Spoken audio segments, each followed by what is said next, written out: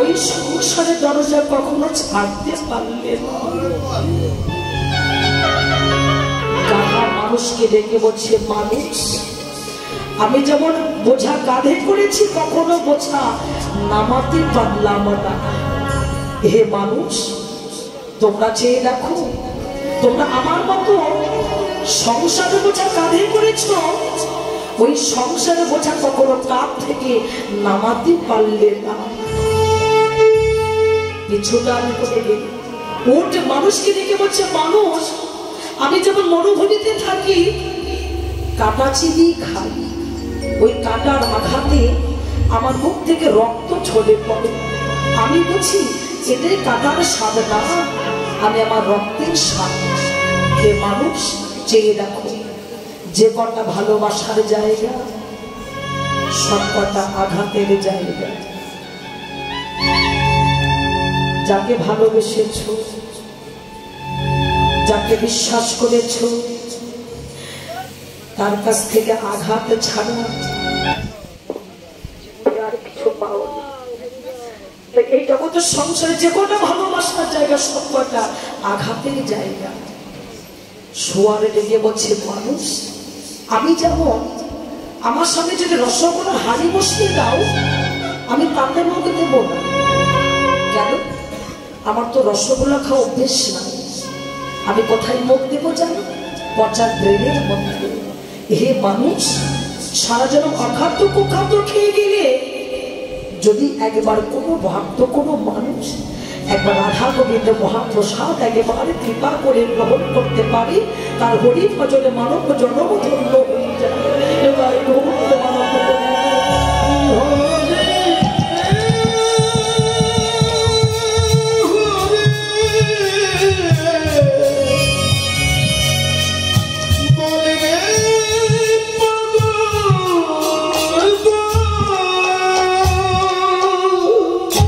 পাবন গৌর হরি বলে, হে জগতে জি, এখনো সময় আছে। তোমাদের এই দেহে 10টা ইন্দ্র 6টা ঋতু আছে, যাদেরকে দমন করিবার জন্য মাসে মাসে একাদশী করে যাচ্ছ। 5টা জ্ঞান ইন্দ্র, 5টা কর্মেন্দ্র, 6টা ঋতু কাম ক্রোধ লোভ মোহ মদ মাৎসর্য। এই ঋতুগুলোকে দমন করতে হলে যদি পারে একেবারে সৎসঙ্গ করো, সাধু সঙ্গ করো। শাস্ত্রে বললে সাধু সঙ্গ সাধু সঙ্গ সর্বশাস্ত্রে কয়, লবমাত্র সাধু সঙ্গ কৃষ্ণ প্রেমে হৃদয় হয়। সাধু যারে পরশ করে আপন বড় ধরায় তারে, রাখে না তার অন্ধকারে, দিয়ে যায় তারা দিব্যতারে। হৃদয় গৌর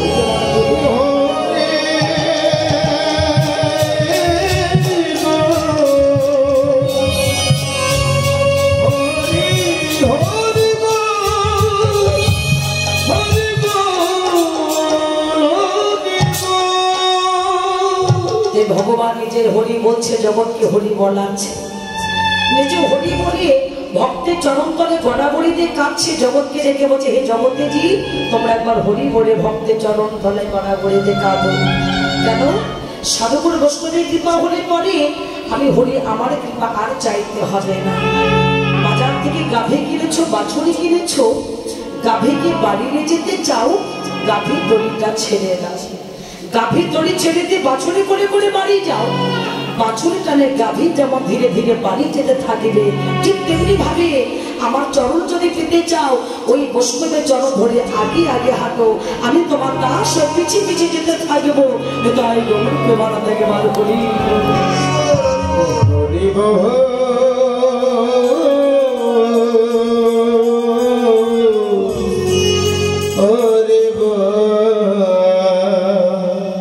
আমাদের সঙ্গে আর কিছু যাবে না গো বাবা। জন্ম হোক যথাযথা কর্ম যদি হয় ভালো, আমাদের কর্মটুকু সঙ্গে যাবে, আর কিছু সঙ্গে যাবে না। এই জগতে 84 লক্ষ বার আমাদের জন্ম হয়েছে। এই দেহটা পুরনো হয়ে যাবে, ঘর পুরনো হয়ে যাবে, এই আত্মাটা আরেক দেহে গিয়ে ধারণ করবে। এই জগতের সংসারে মানুষকে রেখে বলে গেছি, যাকে কথা দিয়ে ভবের বাজারে এলে তার কথাই ভুলে গেলে। রাজশাহী জেলার খেপুরি ধামে নরোত্তম দাসকে বদল হতে বলেছে। আমরা প্রত্যেকে জগতের সংসারে এসেছি কেন জানো? কৃষ্ণ ভজিবা করে সংসার আইব, নিচে মায় ভক্ত হয়ে বৃক্ষ সম হয়ে। যেমন একটা বৃক্ষ যতদিন ফল দিতে পারে, ফুল দিতে পারে, গাছে খুব ভালোবাসা থাকে। যখন আর ফল দিতে পারে না আর ফুল দিতে পারে না, ওই গাছ থেকে কেটে জলে ভাসিয়ে দিই, আর নাহলে আগুনে পড়ে ছাই করে দিই। বিশ্বকবি রবীন্দ্রনাথ ঠাকুর ডেকে বলে, হেজি ফেলে এসেছি কারে রে মন রে আমার, ফেলে এসেছি কারে রে মন রে আমার, ফেলে এসেছি কারে মন রে আমার, ফেলে এসেছি কারে রে মন রে আমার। জনম গেল শান্তি পেলি, জনম গেল শান্তি পেলে, জনম গেল শান্তি পেলি না রে মন রে আমার। ও তুই ফেলে এসেছি আমি দেব বলে আমার, তুই ফেলে এসেছি আমি দেব বলে আমার। কি বললি? ফেলে এসেছিস কানের মন, ফেলে এসেছিস কানে, জনম গেল। এই জনমকে থেমে আছি, এই জনমকে থেমে নেই বাবা। তবু জীবনে সুখ পেলাম না। আমাদের গমনাগমনের পথ একটা, যে পথে আসা যাওয়া ওই পথে সাধন ভজন। বিশ্বকবি রবীন্দ্রনাথ ঠাকুর ডেকে বলেন, হেজি একবার মনে করে দেখো। কি বললে? সে পথ দিয়ে চলে এলি, সে পথ এখন ভুলে গেলি রে। আরে যে পথ দিয়ে চলে এলি, সে পথ এখন ভুলে গেলি রে। তুই কেমন করে ফিরবি তাহার দ্বারে রে মন রে আমার। ও তুই ফেলে এসেছি কাজে রে বলে আমার, ফেলে এসেছি কাজে রে বলে আমার। ভগবানের জগৎ পেতে হলে দুটি ভাষা বুঝতে হবে, একটা জলের ভাষা আর একটা ফুলের ভাষা। নদীর জল মানুষকে শিক্ষা দেয়, নদীর কূলে দাঁড়াবে, নদীর জল মানুষকে ডেকে বলছে, মানুষ আমি যেখান থেকে এসেছি পুনরায় সেখানে আমাকে ফিরে যেতে হবে। তোমরা ভেবে নাও, যেখান থেকে এসেছো আবার সেখানে তোমাদের ফিরে যেতে হবে। আমি নদীর কোলে থাকি রে কেতে কাপে রে প্রাণ, আমার মনে হয় কি পাবো খুঁজি ফুলের ভাষা যদি বুঝি রে। যে পথ গেছে সন্ধ্যা তারার আড়ে মন রে আমার। ও তুই ফেলে এসেছি কাজে রে বলে আমার, তুই ফেলে এসেছি কাজে রে বলে আমার, বলে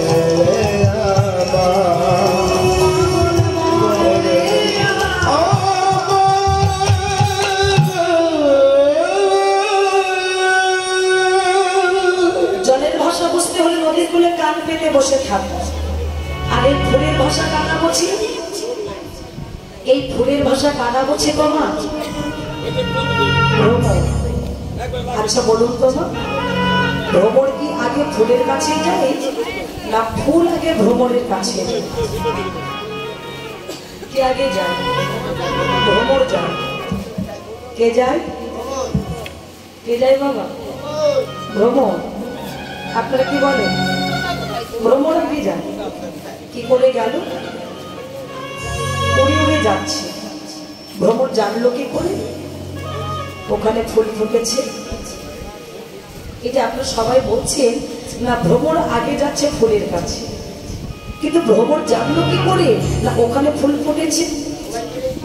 সুভাষ। তাহলে কে আগে গেল? ফুল। এটি হচ্ছে তত্ত্ব। আমরা দেখতে পাচ্ছি না ভ্রমর উড়ে যাচ্ছে। ফুল কি আমাদের মতো চলতে পারে?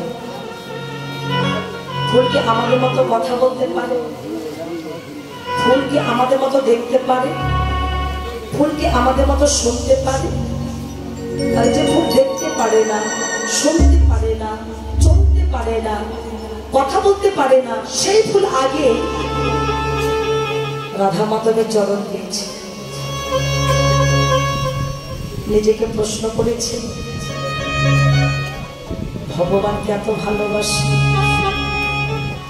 এত ভগবানকে ডাকি, মাসে মাসে এত ব্রত পালন করি, আমি তো ভগবানের চরণ পেলাম। ভেবে দেখেছেন কখন? যে ফুল চলতে পারে না, বলতে পারে না, শুনতে পারে না, অন্যের সাহায্যে আগে রাধা মাধবের চরণ পেল। আমি তো পেলাম না। ফুলের কাছে গিয়ে প্রশ্ন করে দেখুন, তুমি তো আমাদের মতো চলতে পারো না, তুমি তো আমার মতো দেখতে পারো না, অন্যের সাহায্যে তুমি কি করে ভগবানের চরণ পেলে একবার বলবে? যার সাহায্যে ভগবানের চরণ পেয়েছে সে বড় ভক্ত।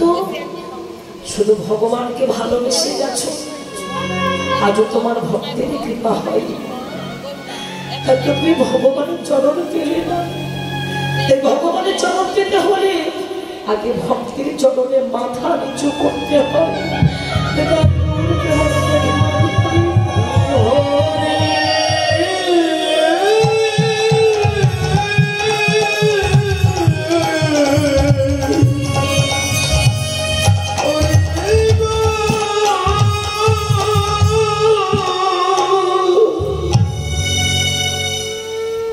ভক্তের কৃপা হলে ভগবানের কৃপা হয়। পরম বৈষ্ণব যিনি বৈষ্ণব চূড়ামণি, বৈষ্ণব শিরোমণি, দেবাদিদেব মহাদেব, দেখেছি যত দেব দেবী আছে সবাই সে রাজ সিংহাসনে বসেছে। ফটো পিকচারে দেখা যায় যত দেবতা আছে এরা সবাই রাজ সিংহাসনে বসে। ভক্তের নীতি কেমন? ভোলানাথ কখনো দেখেছি সিংহাসনে বসতে? কোথায় বসে আছে? ধুলার উপরে। কেন? ওই ধুলার উপর পড়ে আছে শত শত সাধুগুলো বৈষ্ণবের জননীয় ধূলি। ভোলা কেঁদে বলেছিল গো, সাধুগুলো বৈষ্ণবের ধূলি না মাখলে, বৈষ্ণবের কৃপা না হলে তো ভগবানের চরণ পাওয়া যায় না। পার্বতী ভোলাকে প্রশ্ন করেছিল, ভোলা তোমাকে দেখে আমার বড় হাসি পায় কেন জানো? তুমি দেবতা হয়ে ঘরে সাধনা না করে, মন্দিরে সাধনা না করে তুমি শ্মশানে বসে আছো। আরে ভক্ত হতে হলে বড় বড় মালা করতে হয়, আরে ভক্ত হতে হলে দাদার সঙ্গে তিলক করতে হয়, ভক্ত হতে হলে অঙ্গে গেরুয়া বসন থাকতে হয়। ভোলা কেঁদে বলেছিল, পার্বতী আমি মালা করিনি বলে কি ভক্ত নই? আমি দাদার সঙ্গে তিলক করিনি বলে কি আমি ভক্ত নই? আমি গেরুয়া বসন করিনি বলে কি ভক্ত নই? তুমি কেমন ভক্ত, তুমি ছাই ভস্য দেখে বেড়াও না, এগুলো ছাই ভস্য নয়। আমি কি দেখেছি জানি, আমি সারাদিন শ্মশানে ধ্যান করি, রাত হলে পরে আমি ভক্তের দরজায় দরজায় গিয়ে পাহারা দিই। কেন জানো? যে ভক্তগুলো এহ জগৎ ছেড়ে যাবার সময় যদি একবার কৃষ্ণ নামকে স্মরণ করতে পারে, মৃত্যুর সময়কালে যে ভক্ত কৃষ্ণ নামটি বলে প্রাণ চলে যায়, সেই ভক্তের দেহটা যখন এই সংস্কার করে চলে যায়, আমি সেই ভক্তের ওই চরণে ধুলি বলে আমি অঙ্গে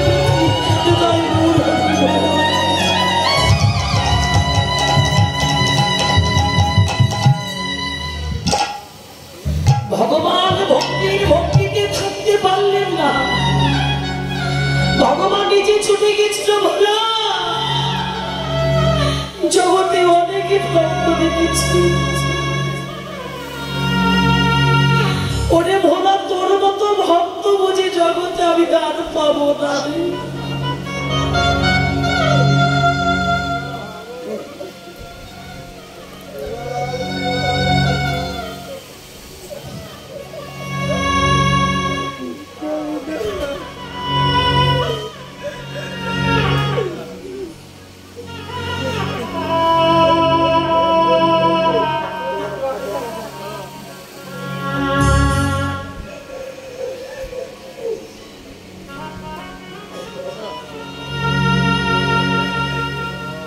ভগবান ছুটে গিয়েছিলেন ভোলার কাছে শ্মশান। ভোলা, আমি জানতে পারিনি তোর ভিতরে এত প্রেম, এত ভক্তি, এত বিশ্বাস, তুই আমাকে এত ভালোবাসিস।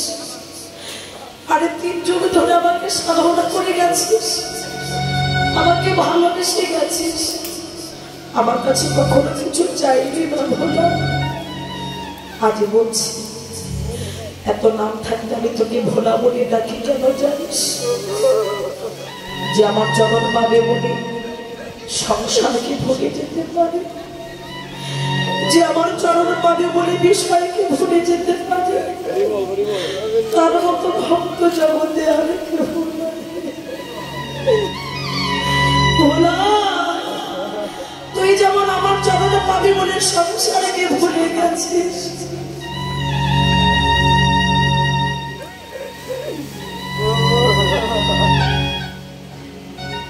তুই যেমন আমার চরণ পাবি বলে বিষয়কে ভুলে গেছিস, তোর মতো করে জগতে কয়জন ভুলতে পেরেছে বলতে পারিস?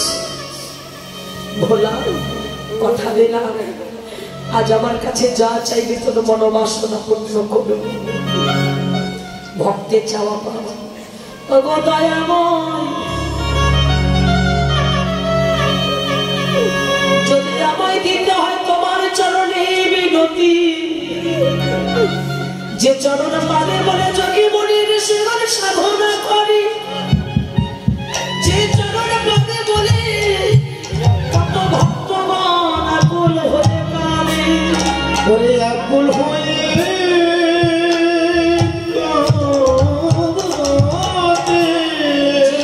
পাবো বলে আমি সংসারকে ভুলে গেছি, যে চরণ পাবো বলে বিষয়কে ভুলে গেছি। যদি আমায় দিতে হয় তোমার কাছেই বিনতি, তোমার চরণ ছাড়া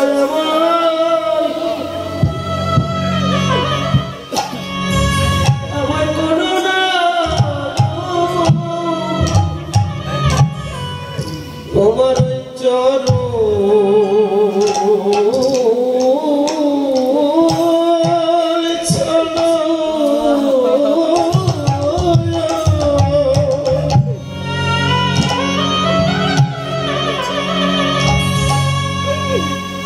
আমায় করো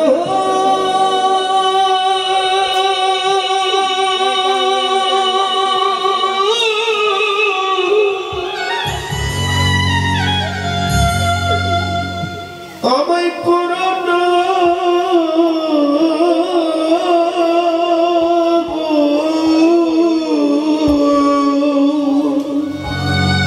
জগতে আমি আরে কোনো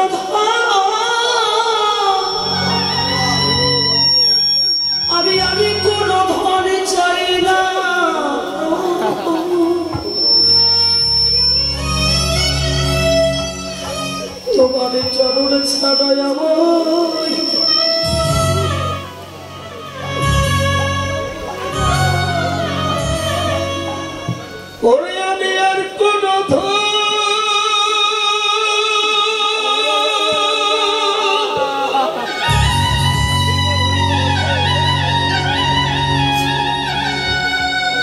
ওরে আমি আর কোন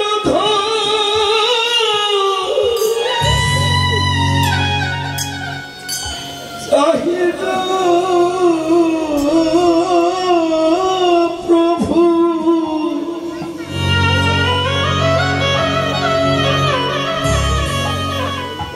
তোমার চরণ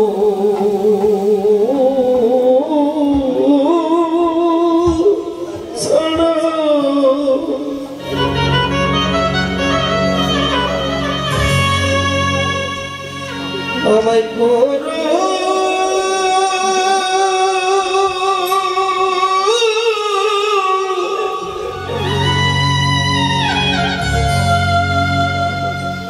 আমায় করো না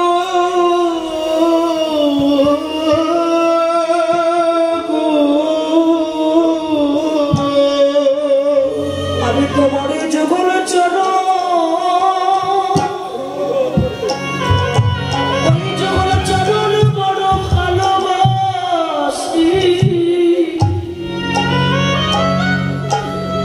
তোমার চরণ ছাড়া আমার করো না তোমার যুগল চরণ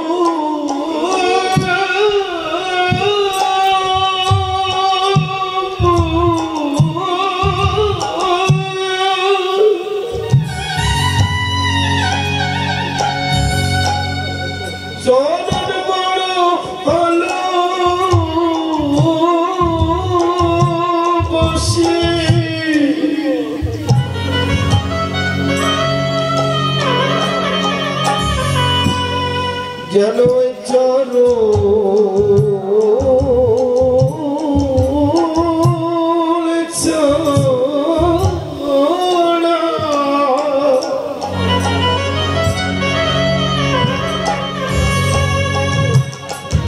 আমায় করো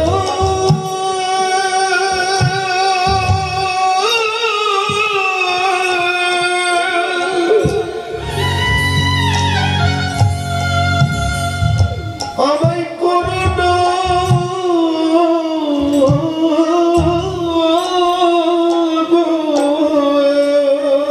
ভোলা কেঁদে বললেন প্রভু যদি দিতে হয় যে চরণে পাবার লাগি কত যোগী মনি ঋষিগণ সাধন করে যে চরণে পাবার লাগি কত ভক্তগণ আকুল হয়ে কাঁদে যে চরণ পাবো বলে আমি সংসারকে ভুলে গেছি যে চরণ পাবো বলে আমি বিষয়কে ভুলে গেছি যদি দিতে হয় তোমার সে চরণ আমার এই মিনতি তোমার চরণ ছাড়া আমাকে করে দিও ভোলা কথা দেব এ যুগে তো হবে না ওই করে জীবের মাঝে দৈত্য ভাবে কি পরিত্যাগ করে যেদিন অদ্বৈত হয়ে যাবে আমি সেদিন দেখা দেবো করতে জানিস ঐশ্বর্য পরিত্যাগ করে রাজপ্রাসাদ পরিত্যাগ করে সানা মাখন পরিত্যাগ করে মহাফলগুলো পূর্ণিমা তিথিতে যেদিন আমি গৌর হই নদীয়ার মাঝে যাবো আমি সেদিন তো মনোবাসনা পূর্ণ করবো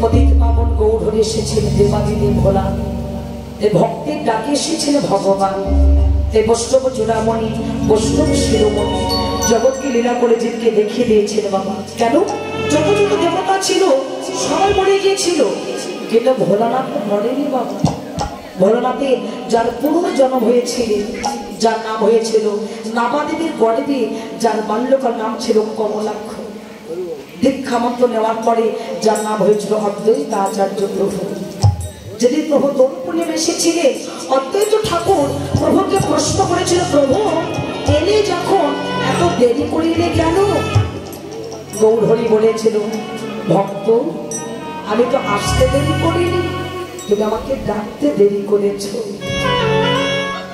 আমি আসতে বিলম্ব করিনি তুমি আমাকে ডাকতে বিলম্ব করেছ কেন তুমি এতদিন ডেকেছো, তবে হ্যাঁ তোমার ঘর তো ভালো ছিল। তোমার ঘর যদি ভালো না হয়, ভক্তের বাসা যদি ভালো না হয়, আমি আসবো কোনো ভক্তের বাসায়।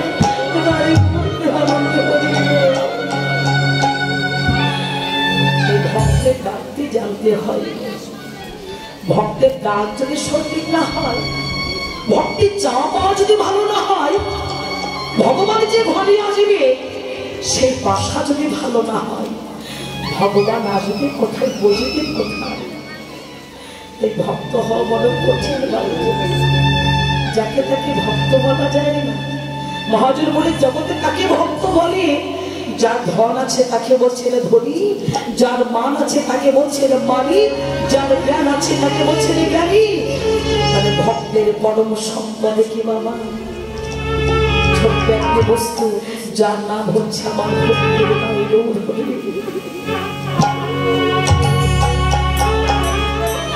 ভক্তি জান ভগবান তার, ভক্তি জান নাই ভগবান তার কাছে নাই।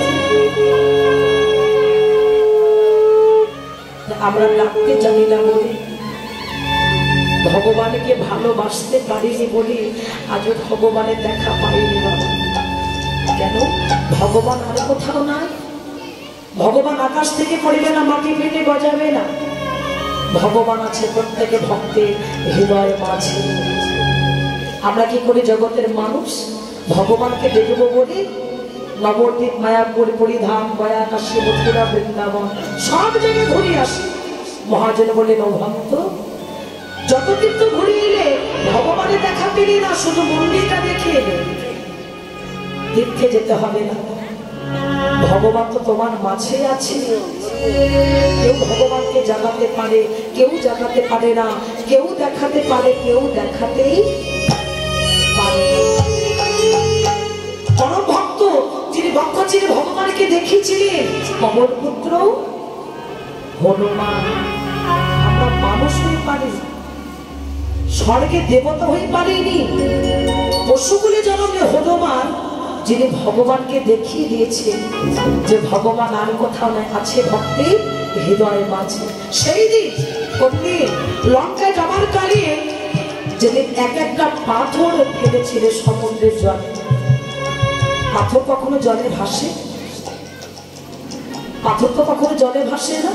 কিন্তু ওই বানরের দল, হনুমানের দল সেদিন পাথরগুলোকে জলে ভেসেছিল। কেন? রঘুপতি রামচন্দ্র রাত 12টার সময় সমুদ্রে তীরে দাঁড়িয়ে একটা পাথর হাতে করেছিলেন যাচাই করবার জন্য যে বানরই হয়ে, হনুমান হয়ে তারা পাথর জলে ভাসালো, আমি কি পারবো না? ওই পাথরটা হাতে করে যখনই জলে ফেলেছে অমনি পাথরটা ডুবে গেছে। পিছন থেকে হনুমান চিৎকার করে বলেছিল, প্রভু পাথরটা ভাসলো না। হনুমান তুই দেখে ফেলেছিস? আমি তো তোমার ভক্ত, তুমি যেখানে যাবে আমি তো তোমার সঙ্গে যাবো প্রভু। দয়াময়, পাথরটা ভাসে কি করে এটা তুমি যাচাই করতে এসেছিলে, কিন্তু পারলে না কেন? কি করে পারবে? প্রভু দেখো তো, যে পাথরগুলো ভেসে আছে প্রত্যেকটা পাথর গায়ে কি লেখা আছে?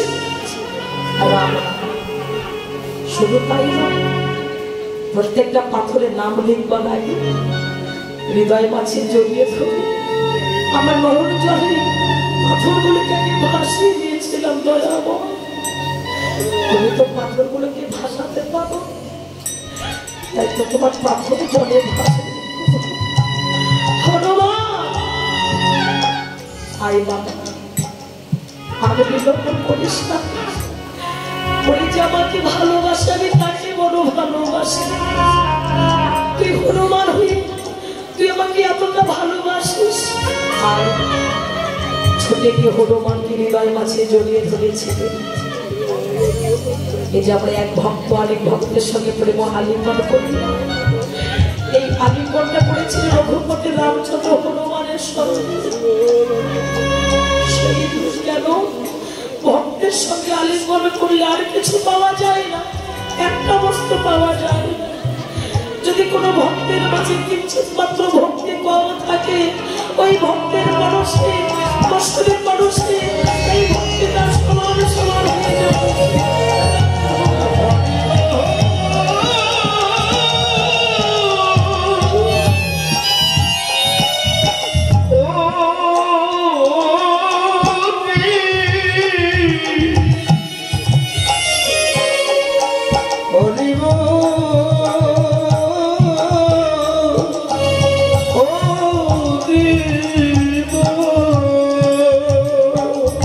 হনুমান সেদিন চেয়েছিল প্রভুর কাছে, প্রভু পশু বলে জন্ম দিয়েছে, ওটা আমার দুঃখ নয়, যদি দিতে হয় কৃষ্ণ বলার বদলে করে জন্ম দাও। হনুমানকে কথা দিয়েছিল, হনুমান কথা দিলাম এ যুগে হবে না রে, ওই করে জীবের মাঝে কৃষ্ণ বলার বদল করে জন্ম পাবি, তোর নাম হবে ভক্ত মুরারি গুপ্ত। এই সে মুরারি, আর কেহ নয় বাবা, যিনি হনুমান ছিলেন। তাই এক জন্মের সাধনার ফলে ভগবানের জন্ম পাওয়া যায় না, কোটি জন্মের পরে কোটি সাধনার ফলে তবে তো ভগবানের যুগল জন্ম পাওয়া যায়। তাই জগৎকে রেখে বলে শুধু হনুমান নয়, এই জগতের মাঝে যদি কোনো ভক্ত একবার ভালোবাসার মতো বাঁচতে পারে, ডাকার মতো ডাকতে পারে, সেই ভক্তকে ভগবানের কাছে নয়, ভগবান নিজে ভক্তের কাছে ছুটে আসে। তাই জগৎকে রেখে বলে, হে জগতে কি ভাবছো বসে চলবে কিছু, তুমি ভাববার কে? তোমার ভাবনা যে ভাবে তুমি ভাবো তাকে। যদি ভাবনা করতে হয় এই জগৎ সংসারে ভাবনা করো না। ভাবছো বসে চলবে কিছু, তুমি ভাববার কে? তোমার ভাবনা যে ভাবে তুমি ভাবো তাকে। এখন সময় আছে, যদি চিন্তা করতে হয় ভগবানের চিন্তা করো।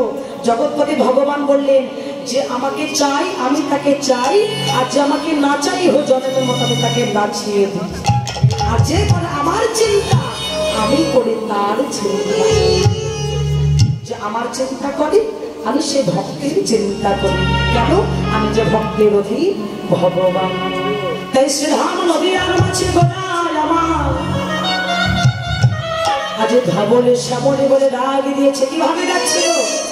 অবশ্যই বেন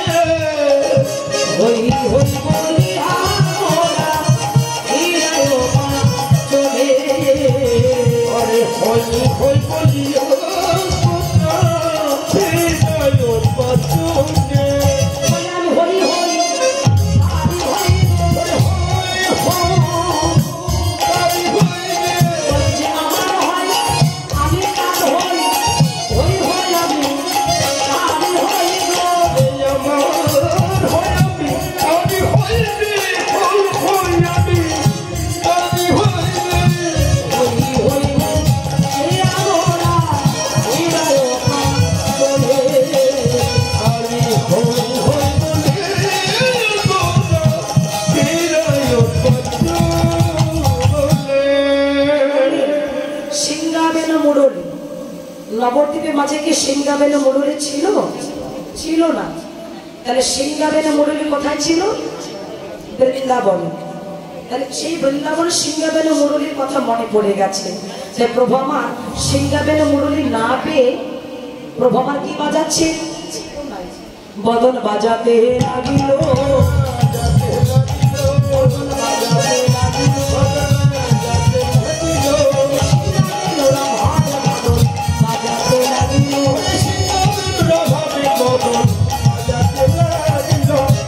বদন বাজাচ্ছে আর সকল ভক্তকে ডেকে বলছে তোমরা জয়ে জয়ে দাও গো, জয় জয় দাও গো, জয় দিলে জয়ী হবে, জয় জয় দাও গো।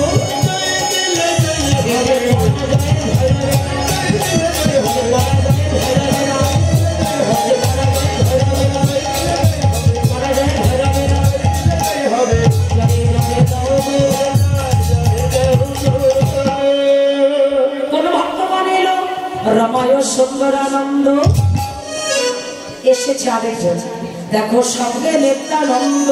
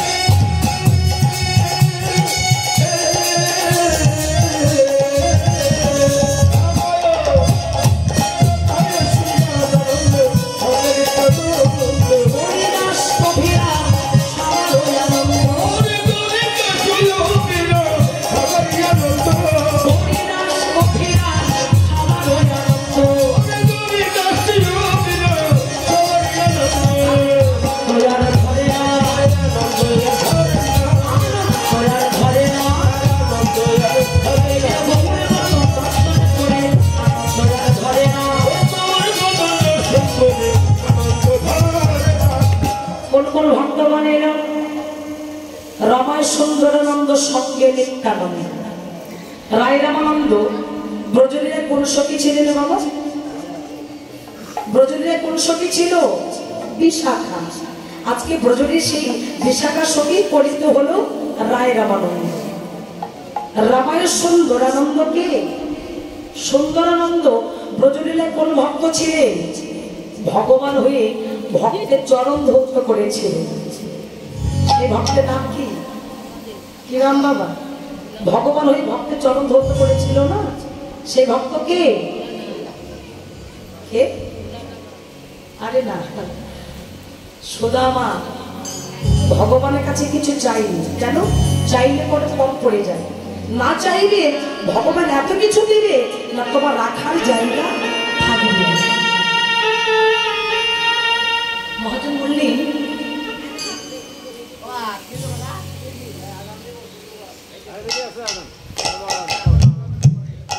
করেছিল, আমি তোর কাছে কোনোদিন কিছু চাইবো না, কি বাবা? তাই তো ভগবান প্রতিজ্ঞা করেছিল, যতদিন আমার কাছে না চাইবি আমি তোকে কোনোদিন কিছু দেব না।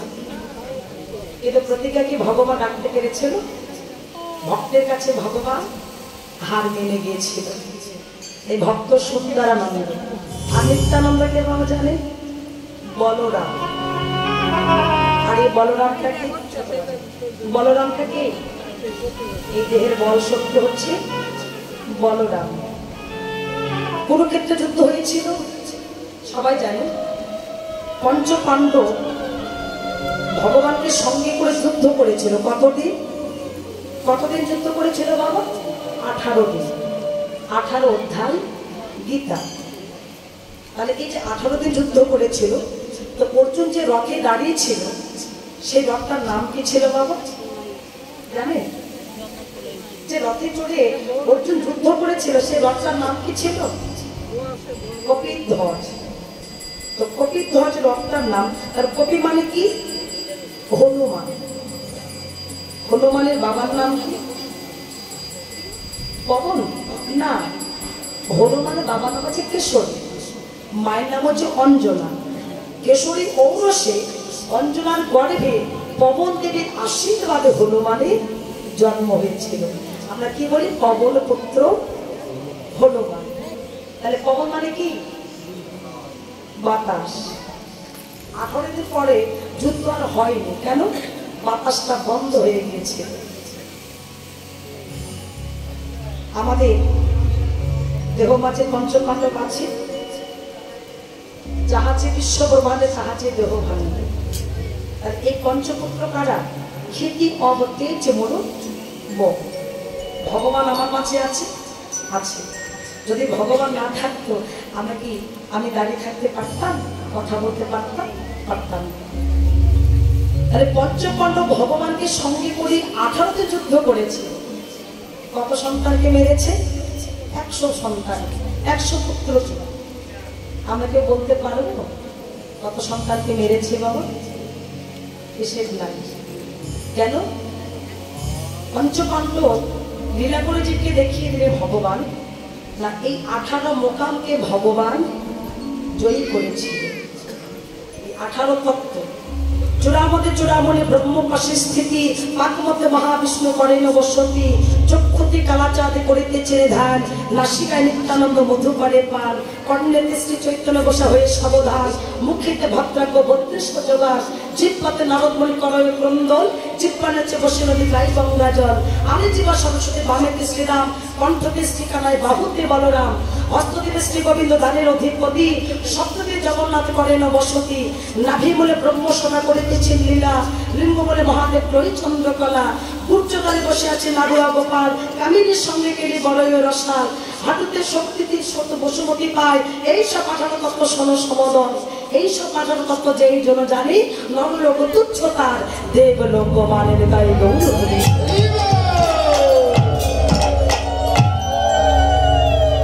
তাহলে পঞ্চপাণ্ডব ভগবানকে সঙ্গে করে এই 18 মোকামকে জয়ী করেছিল আমরা কি পেরেছি একটা তালাকে ধরে রাখতে পেরেছি সব তালা আমাদের ধসে গেছে আমরা যখন জগতের ঘর করি একতলা দোতলা করতে গেলে কত কষ্ট হয় না তাহলে ভগবান এই দেহ কালটা সাজিয়ে দিয়েছে কয়টা ঘর আছে এর মাঝে এই ঘরের মাঝে কয়টা কুঠুরি আছে গো মা যেটা লালন ফকির গানের ছলে বলছে 8 কুঠুরি নয় দরজাটা মধ্যে মধ্যে ঝড়েটা কাটা 8 কুঠুরি নয়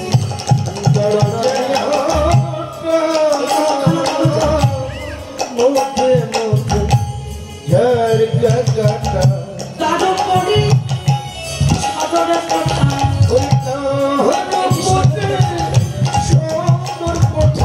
দেখো তার উপরে সাদরে কথা আয়না মোহনতা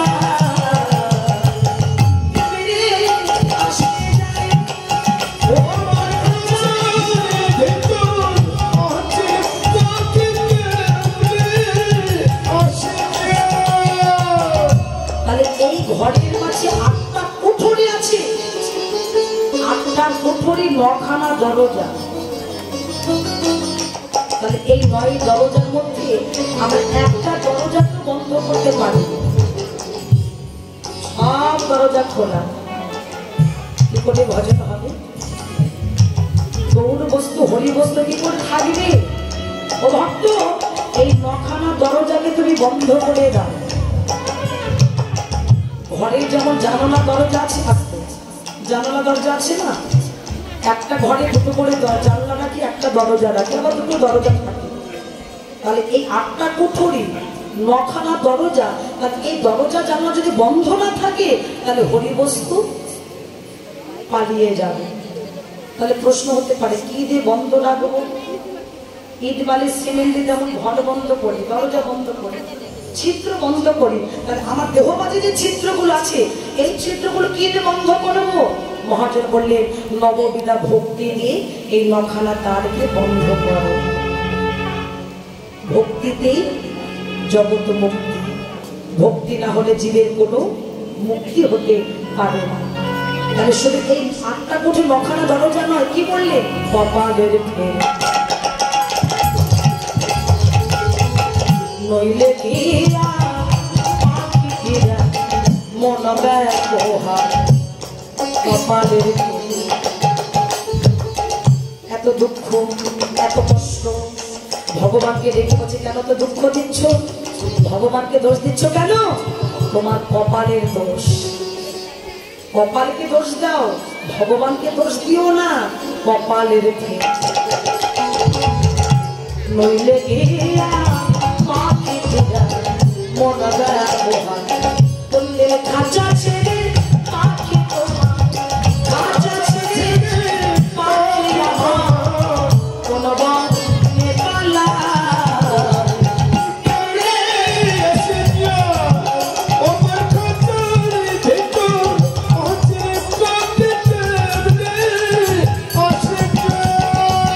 কি বললি পাল্লাইটা মন তুই রইবি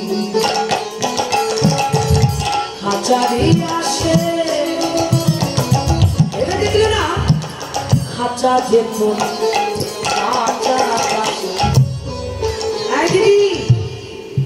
এই শাড়িটা ভালো লাগছে না, এটা পরবো? বলো ওটা ভালো লাগবে না রে। এই দেখ না রে, আমার এই ভুরুটা সোজা হয়েছে, বলে হ্যাঁ হয়েছে। এই আমার লিপস্টিকটা ভালো হয়েছে, কত সাজাবে গো। দেহ খাঁচাকে সাজিয়ে না। তুমি জানো না তোমার এই খাঁচাটা একদিন তোমার ধসে পড়ে যাবে। এই খাঁচার কোনো মূল্য নাই। সারা জীবন খাঁচাকে রং করে গেলে খাঁচার ভিতরে যিনি বসে আছে তাকে কখনো কিছু খেতে দেবে না। যিনি পরমাত্মা রূপে বিরাজ করছে তাকে যদি কিছু খেতে দিতে তাহলে তোমার এই খাঁচাকে সাজানোটা হতো। সারা জীবন দেহটাকে ভালোবেসে গেলে এই দেহের মালিককে কখনো ভালোবাসতে পারবে না। যদি ভালোবাসতে হয় এই দেহটাকে ভালোবেসো না। যিনি এত সুন্দর ঘর করে দিয়েছে সেই ঘরের মালিককে ভালোবাসো। তোমার ভালোবাসাটা সার হবে গো। এই দেহ খাঁচা আজ আছে কাল থাকবে না। তোমার এই দেহ ঘরে যদি ভক্ত সেবা না হয়, এই দেহ ঘরে যদি বৈষ্ণব সেবা না হয়, এই দেহ ঘরে যদি গুরু গোবিন্দের সেবা না হয়, তোমার এই ঘরটা বৃথা হয়ে যাবে। মন তৈরি খাঁচা দিয়ে আসে, খাঁচা যেত কাঁচা মন্দির খাঁচা, মন্দির খাঁচা পড়বে ধসে লালন ভেবে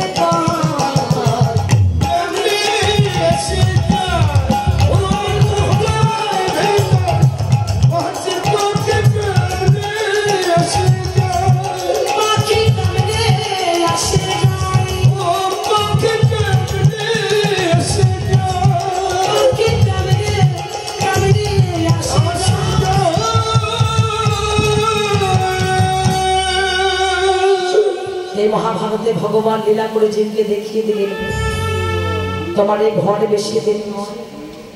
এই ঘরের মালিক যতদিন আছি তোমার ঘর ভালো থাকবে। এই ঘরের মালিক যখন ঘর থেকে বাহির হয়ে যাবে তোমার এই ঘর পড়ে থাকবে। এই ঘরে নিয়ে অহংকার করো না, এই পচা দেহটা নিয়ে কেউ অহংকার করো না, গৌরব করো না। কেন অহংকার করছো?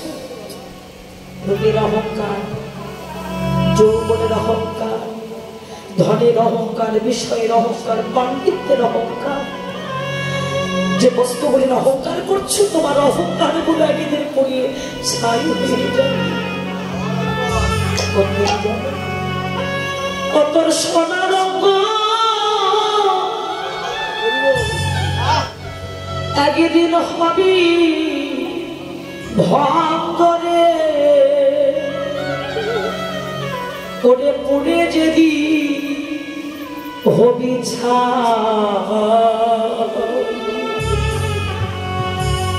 ওরে নীল আকাশে যাবি উড়ে কয়লা